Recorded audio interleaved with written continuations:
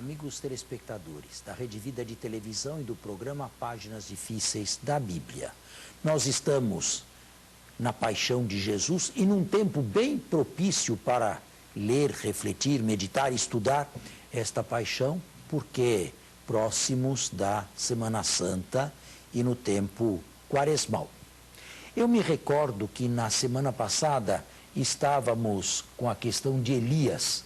Porém, antes eu gostaria de explicar melhor o que talvez não tenha ficado muito claro, a questão dos ladrões, ou melhor, dos bandidos. Normalmente se fala a respeito de 2 ladrões que foram crucificados com Jesus. A tradução não é exata, porque lestes do grego não significa ladrão, significa malfeitor ou bandido. Isto é, nós não sabemos exatamente o que esses 2 fizeram. Lestes significa bandido. Agora, pode o bandido ou o malfeitor ter provocado uma rebelião, ter provocado um tumulto, ter causado uma morte, e parece que é assim que os sinóticos o veem, mas não necessariamente ladrões. Então, fique bem claro isto ao leitor, ao telespectador. Em segundo lugar, criou-se um problema quando se faz a sinopse ou a leitura paralela deste texto aqui com Lucas, porque aqui e em Marcos também, os 2 insultam concomitantemente e conjuntamente Jesus, enquanto em Lucas um censura o outro. Nós estamos recebendo o que merecemos pelos nossos atos. Quanto a esse, nenhum mal fez. E voltando-se para Jesus, a primeira vez e única vez em que alguém chama Jesus com o próprio nome. Jesus, lembra-te de mim quando entrares no teu reino. Ao que Jesus responde: em verdade te digo, hoje estarás comigo no paraíso. Como se justificar isto? Eu disse naquela ocasião, acredito que foi na semana passada, sim, que não há como harmonizar Mateus e Marcos com Lucas. Acredito eu que Jesus tenha, durante o decurso da vida pública, prometido em situações extremas, quase que desesperadoras, o paraíso a um malfeitor arrependido. Acredito que este relato circulasse solto na tradição pré-evangélica e tenha vindo parar nas mãos de Lucas. E Lucas, para dramatizar mais, achou por bem identificá-lo com um dos bandidos. Portanto, do ponto de vista puramente histórico, eu não tenho que dar razão a Lucas, tenho que dar razão a Marcos e Mateus. Mas nem por isso deixarei de ler o texto lucano e aí sim receber a mensagem que Lucas me quis transmitir.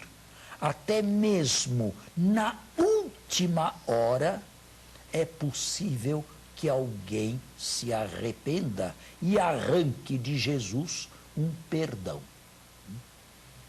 Se era um ladrão, conseguiu na última hora roubar até mesmo para si, em benefício próprio, o paraíso, o céu. Então, esta será então a mensagem que o texto lucano, independente de se dizer ou de se saber se o fato histórico se deu ou não, de se receber o texto lucano como palavra inspirada e palavra proferida por Jesus, ou inspirada por Deus na Escritura. Tá certo? Isto com relação à discrepância entre esses 2 evangelistas aqui e Lucas. Agora, você continuaria o texto, ou ela, um dos 2, quem vai ler? Você, Regina. A partir do 45? Sim. Sim. Então, vamos lá. Desde a hora 6ª até a hora 9ª, Houve treva em toda a terra. E aqui vamos parar. O que significam estas trevas? Que é que os evangelistas, ou Mateus e Marcos, antes dele, nos quis transmitir com essas trevas? E nós temos uma gama de possibilidades. Houve um fenômeno extraordinário, isto é, fez-se noite em pleno dia. Qual o alcance desse fenômeno? Em toda a terra significa o que aqui? Em toda a terra de Israel? Em toda a terra de Judá? Ou no globo? Condições de saber. Aliás, nem muito longe dali. Seria... Eles podiam ter visto e não saber que era seria mundial. um fenômeno que nós poderíamos denominar um eclipse do Sol? Poderia. Seria uma tempestade que escurece repentinamente o céu, como nós temos aqui no nosso verão? Mas acho que uma tempestade ele não diria em todo o globo, em toda a terra, né? Mas esse em toda a terra significa o quê? Gé, em grego. Significa em toda a terra de Israel, em toda a terra de Judá ou no mundo inteiro. Bem, qual era a extensão do mundo na antiguidade? Se fosse Era uma pequena. tempestade, eles saberiam que isso é um pouco mais local, né? Estão vendo que gama imensa de possibilidades aqui nós temos? Lucas, é interessante, vai optar por um eclipse. O Sol se eclipsou, diz o texto de Lucas. Porém, um eclipse do Sol nós podemos controlar pelo cálculo astronômico. E um eclipse solar não consta do dia 7 de abril, 14 de Nisan, do ano 30, que no ano, o dia e morte histórica de Jesus. 7 de abril do ano 30, 14 de Nisan. Nem nas proximidades, um pouco antes, um pouco depois. De alguns diversos anos antes, sim. Diversos. Mas não alguns meses, ou algumas semanas, ou alguns dias antes. Isto, o cálculo astronômico é bem exato. Portanto, ainda que Lucas tenha escrito um eclipse, para assim ser mais plausível do ponto de vista histórico, ele não estava interessado em cálculos astronômicos. Bem, Mas aquela região está sujeita a tempestades de areia também, né? mas isto seria uma maneira de se interpretar racionalisticamente o texto. Mas aí não, de areia não dá, né? Parece que... Não, a Judéia não, o Egito sim, mas a Judéia não. Agora, existem textos do Antigo Testamento que falam de trevas. Por exemplo, a 7ª praga do Egito foi a praga das trevas. Em Amós, capítulo 8, versículos 9 e 10, Deus fará desaparecer o sol e vir as trevas em pleno dia. E Joel, no capítulo 3, fala do último dia, do dia do julgamento, como um dia de trevas e de ira de Deus. Portanto, nós temos um background bastante substancioso no Antigo Testamento. Eu tenho para mim que nenhum dos 4 evangelistas quis mencionar nenhum fenômeno com a ciência, pela astronomia do céu ou do sol, e nenhum deles quis falar de qualquer outra coisa verificável pela história. Eu acredito aqui que nós estamos diante de um linguajar apocalíptico. Isto é, era preciso que a morte de Jesus se revestisse de sinais extraordinários apocalípticos. Por quê?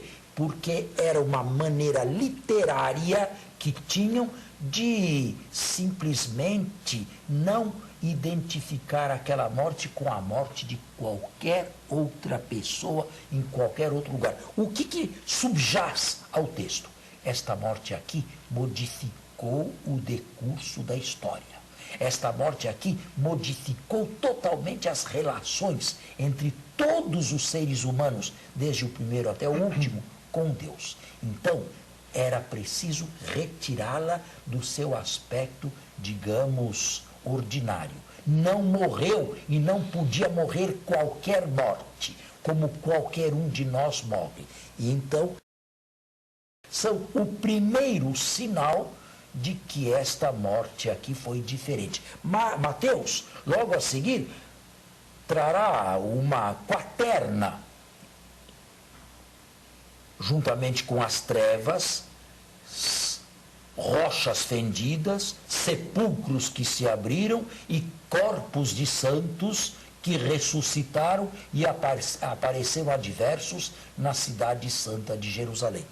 A maneira bem mateana, bem imaginativa de usar sinais apocalípticos para arrancar a morte de Jesus do aspecto puramente ordinário. Façamos o intervalo e de volta ao segundo tempo, vamos ao versículo seguinte.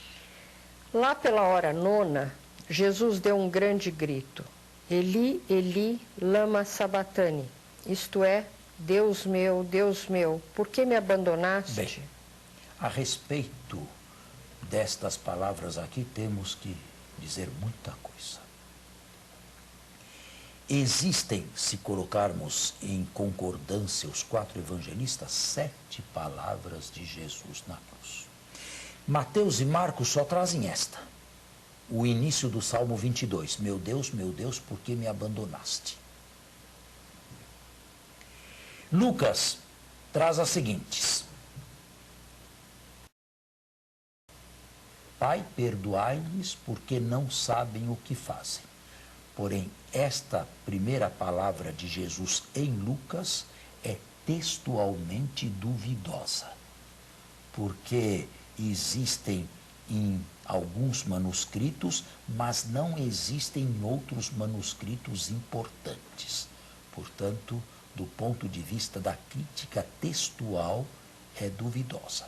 Segunda palavra de Jesus no Evangelho de Lucas, ao bandido arrependido. Em verdade te digo, hoje estarás comigo no paraíso. Terceira palavra de Jesus em Lucas. Pai, em vossas mãos entrego o meu espírito. 3, portanto. A primeira duvidosa, textualmente falando. Em João, mulher, eis teu filho, filho, eis tua mãe. Segunda, tenho sede. Terceira, tudo está consumado. 3 em Lucas, mas 3 em João, são 6. Mais uma em Mateus, 7. O Marcos também. As famosas 7 palavras de Jesus na cruz. Só que esta concordância não é bonita e não se faz. Cada evangelista deve ser lido por ele mesmo. E assim, Marcos e Mateus apresentam uma paixão onde Jesus vai ao fundo da miséria humana, até onde mais não pode ir. Ele entra no abismo do sofrimento. No início da paixão, em Marcos e Mateus, Jesus está totalmente abandonado. Um dos seus o trai, Judas. Os outros fogem. Pedro o nega. Jesus não tem nenhum amigo que o defenda. Jesus não tem um parente que esteja a seu lado, nem a mãe, em Marcos e Mateus. É um abandono total. E abandonado se sente Jesus até por parte de Deus. E daí, o último grito de Jesus em Marcos e Mateus: meu Deus, por que me abandonaste? Interessante, no início de Marcos, Pai, Abá, se for possível, afasta de mim este cálice. Porém, leu sucessivamente no silêncio de Deus que esta sua oração não seria atendida. E de fato não foi.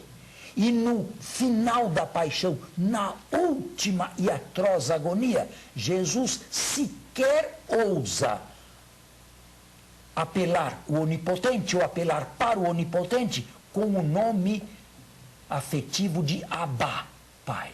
Ele prefere chamá-lo com o nome com qual qualquer mortal se dirige a Deus na hora da angústia. Meu Deus, por que me abandonaste?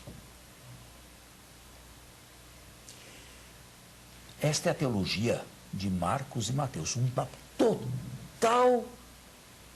total sofrimento e um total abandono até por parte de Deus, à primeira vista.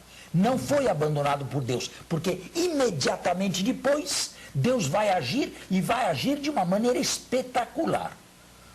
Mateus vai trazer os sinais. As trevas, nenhum ser humano foi capaz de se compadecer de Jesus. Mas Mateus e Marcos mostram que a terra tremeu. A terra foi capaz de se manifestar. A natureza, em primeiro lugar, as trevas. Os seres humanos não, mas a natureza sim. É profundo o texto, entende? Agora, Lucas traz uma outra visão de Jesus. Um Jesus composto. Um Jesus que, mesmo no meio do sofrimento, esquece a própria dor para ir ao encontro do sofrimento dos outros. Por exemplo, um Jesus que já no horto cura a orelha daquele que a teve decepada. Um Jesus que não sofre os tormentos da flagelação. Um Jesus que ainda no horto é confortado por um anjo, contrariamente a Marcos e Mateus. Um Jesus que a caminho da cruz encontra mulheres que fazem luto antecipado por ele. Não choreis por mim, chorai antes sobre vós e sobre vossos filhos. Um Jesus que recebe uma última confissão de um ladrão ou de um bandido arrependido e lhe promete o paraíso. Hoje estarás comigo no paraíso. E um Jesus que, no momento de morrer, diz compostamente, não o Salmo 22, mas um outro salmo: Pai, em vossas mãos entrego o meu espírito. Para Lucas, o teólogo, este Jesus aqui está inaugurando para si e para os outros aquilo que mais tarde se chamaria ars Christiana moriendi, a arte de se morrer cristamente. E tanto é verdade que Lucas estava inaugurando esta arte de se morrer cristamente, que a mesma coisa ele descreve nos Atos acontecendo com Estevão. Estevão, na hora de morrer, como Jesus, perdoai-lhes, Senhor Jesus, não leveis em conta o seu pecado. E em segundo, Senhor Jesus, recebe o meu espírito. No Evangelho, Jesus entrega a sua vida nas mãos do Pai. Nos Atos, Estevão entregue sua vida nas mãos de Jesus. E assim está inaugurada a arte de se morrer cristamente. É o Jesus como aparece em Lucas. Diferente, não é, do Jesus marciano e mateano. Afogado, por assim dizer, na tragédia e na dor. O Jesus de João é mais diferente ainda. É um Jesus que prevê tudo. É um Jesus que só se entrega quando é chegada a sua hora. Ninguém me tira a vida. Eu a dou quando a quero e a retomo quando quero. Este é o mandamento que recebi do Pai. Quando vão prendê-lo no Getsemane, não é Jesus quem cai por terra, como em Marcos e Mateus, já dominado pelo sofrimento e pela dor, afasta de mim este cálice. O Jesus de João não diz isto. O cálice que meu Pai me deu, não o hei de beber, ele e o Pai são um só. Quem cai por terra são os que vieram prendê-lo. A quem buscais? A Jesus de Nazaré. Sou eu, ego em mim, o nome de Deus. Todos caíram por terra. por 3 vezes. É um Jesus que tem amigos e uma comunidade aos pés da cruz, representada plasticamente na mãe e no discípulo amado, portanto não abandonado, e entrega um ao cuidado do outro, e somente depois que tudo está praticamente pronto, ainda diz, para se cumprir um último salmo, tenho sede, e só morre depois de ter dito, tudo está consumado. Tem um autocontrole absoluto sobre a própria morte. Inclina a cabeça e entrega o espírito aos 2 que estavam embaixo, aos pés da cruz. São teologias diversas? São formas subjetivas de encarar a mesma situação. São teologias diversas. Não sei se temos tempo ainda. Temos ainda 1 minuto, estão dizendo. São teologias diversas. Nenhum evangelista, podemos dizer, captou o mistério de Jesus na sua totalidade. Cada um exprimiu desse mistério uma faceta de acordo com o seu estilo ou a teologia que estava perseguindo. Para o espectador em casa, o que o senhor diria? O que seria melhor para ele? Mateus, Lucas, João, Cada Marcos. evangelista tem um rosto de Jesus. A concordância dos 4, a igreja nunca aceitou e condenou, de certa maneira, quando condenou Marcião. Temos que encerrar o nosso programa hoje, mas a semana que vem voltaremos. Muito obrigado. Bom final de semana a todos e até a próxima sexta-feira, se Deus quiser. Um bom domingo. Até a próxima sexta.